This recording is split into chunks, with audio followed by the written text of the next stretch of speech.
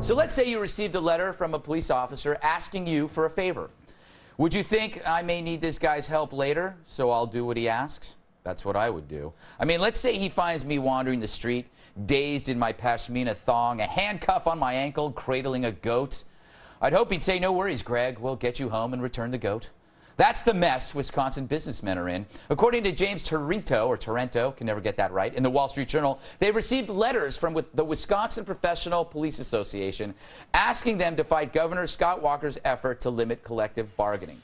The letter goes, in the event that you cannot support this effort to save collective bargaining, please be advised that the undersigned will publicly and formally boycott the goods and services provided by your company. However, if you join us, we will do everything in our power to publicly celebrate your partnership. So, what does it mean when police officers threaten to boycott? Well, it's a free country. They can shop wherever they like. But this letter packs a heavier punch because we rely on the police to keep us safe. Should we rely on them less because now they hate us? As James points out, can a businessman who declines this request be confident that the police will do their job if he's the victim? Right now, we've seen weeks of thuggery in Madison, the kind the left always said would happen at Tea Party events, but never did. The death threats are scary, but the media doesn't really mind because they're on the union side. What's scarier is so are the cops. And if you disagree with me, you are a racist homophobe.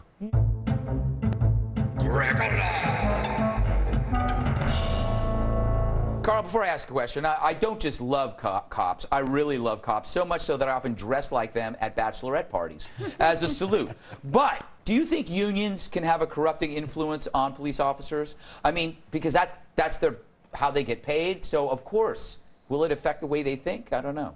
First of all, it's not just bachelorette parties. You wore a cop uniform when we had breakfast at Tiffany's. Did you forget that? No. Yeah. Well, the top of a cop uniform. Well, I had a rash, good sir. It's interesting that they're using thuggery to divert the American public's attention away from the loss of collective thuggery that they just suffered in Wisconsin. But I have a plan that's going to nip this at the bud. I am going to boycott the services that keep them in business. Until you guys cut it out, no more crime. Sir. Tough stance. It is. Anthony, I like to say I really like cops. Yeah. Can they separate their feelings about the issue from the job they must do? I like cops too, and I know quite a few of them, and no, I don't think they can. That letter had this ominous Don Corleone sound to it, didn't it? Now, the police may ask you for a favor, and this time may never come. But it just has this real kind of threat to that letter. Yeah, Scott Walker better not be speeding. Oh, my God, imagine him pulling that license out. Exactly. I don't think a PBA card's getting him out of trouble. The thing is, when it comes to cops and firefighters, to me, they deserve just everything they can get because they put their lives on the line. But if you got a letter like that, wouldn't you call them and go, what the hell are you talking about? Or I'm not sure I would call them, but I would be outraged. I agree with you. Cops deserve everything. They put their life on the line every day. Thanks for having your cake and eat it too, I think. No, I work with them every day. I see what they do in some of the toughest parts of New Jersey, and it really is an honor to have them serve us. But covering your own asses. But the truth is, they cannot leverage their authority, their official position as law enforcement to garner political support in a debate over what their benefits and their income can be. That is official misconduct. That is an abuse, if not a misuse of their power. And I am surprised to see that kind of a letter go out. This union dealings, this is purely for their benefit, the police officers. It doesn't serve the benefit of the community. they're actually exempt, aren't they? Exempt from what's going the law right now. Yeah, but they're doing it because they worry that later it will happen to them. No wonder you're a lawyer. You convinced me. Bill, you belong to the Union of Sequential Hermaphrodites.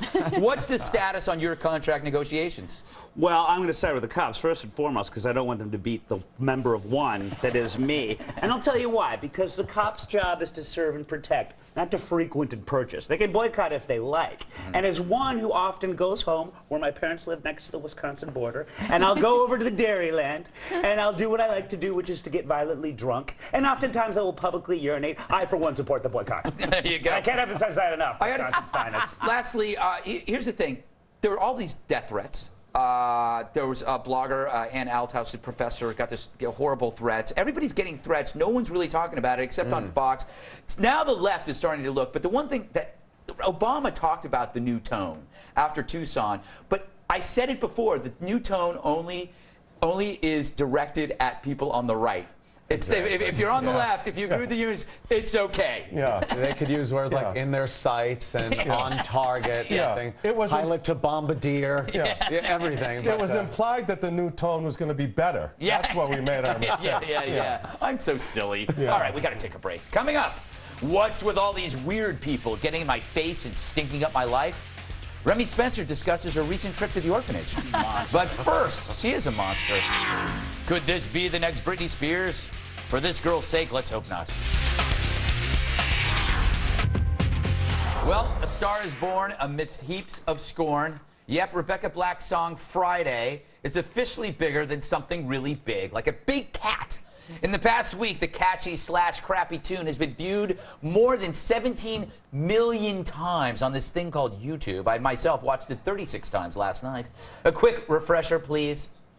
Friday, getting down on Friday. Everybody's looking forward to the weekend. Partying,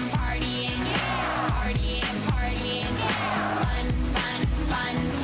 Looking forward to the weekend. Oh, I love those crazy eyes. Looking forward to the weekend. What are you going to do on the weekend? Well, part of what's fueling the song's success is, of course, haters, hurtful commenters, as Black calls them. She tells the Daily Beast, a blog, "At times I feel like I'm being cyber-bullied." Good Morning America asked Black about the Blacklash. I'm going to read you just some of the comments that people have been saying online, and they're not nice. No. Her song Friday is the worst song I've ever heard in my entire life. Even deaf people are complaining. Okay. What's the meanest thing you've read that maybe hurt you the most? I hope you cut yourself, and I hope you get an eating disorder so you'll look pretty, and I hope you go cut and die. And by the way, that one was written by Dr. Phil. Oh, what a monster Dr. Phil is. You are a monster, sir. A monster. Anyway, perhaps Black's detractors should focus their rage on the vanity production company behind the song and other songs by aspiring teens. GMA talked to Arc Music Factory's producers. How much did you change Rebecca's voice? Actually, not a lot. Was she off key without the software? She was actually in key. Her voice was actually really good. Yeah. So who are they working with next? These up-and-comers.